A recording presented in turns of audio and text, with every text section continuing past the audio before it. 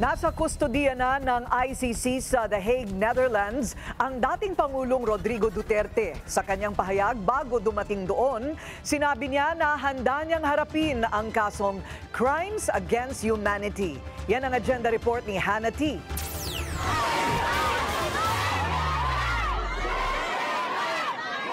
Malamig at 10 oras ng gabi, todo sigaw pa rin ang mga taga-suporta ni dating Pangulong Rodrigo Duterte sa labas ng detention facility sa Hague.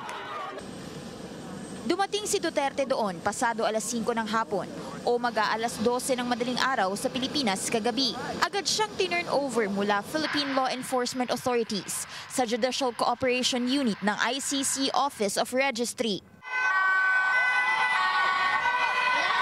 Matinding hiyawan ang bumungad sa tinted vehicles na ito, nalulan umano ang dating Pangulo. Sigaw ng supporters, pabalikin si Duterte sa Pilipinas. Bitbit pa ng mga ito ang national flag at kinanta pa ang pambansang awit.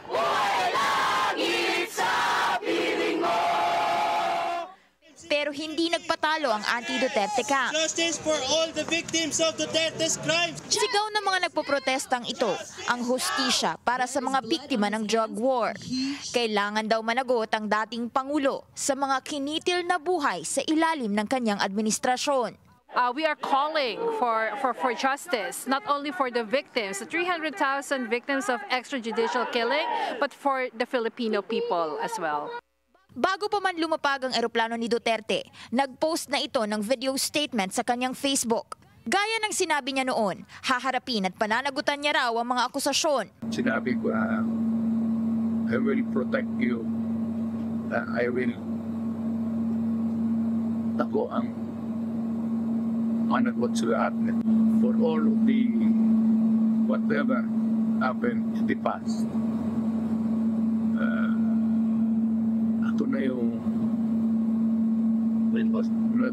front sa ating law enforcement at military.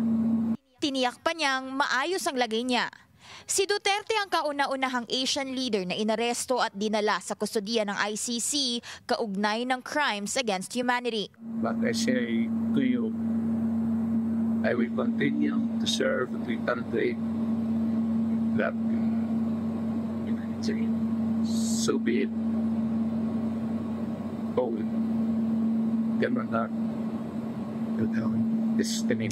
Dumating na rin sa Netherlands si Vice President Sara Duterte. Ayon sa media chief nito, inassist siya ng Dutch Foreign Ministry at Dutch Royal Military Constabulary. Inaasahang dadalawang bises sa ilang meetings kasama ang ilang abogado habang hinihintay kung pwede na niyang bisitahin ang ama.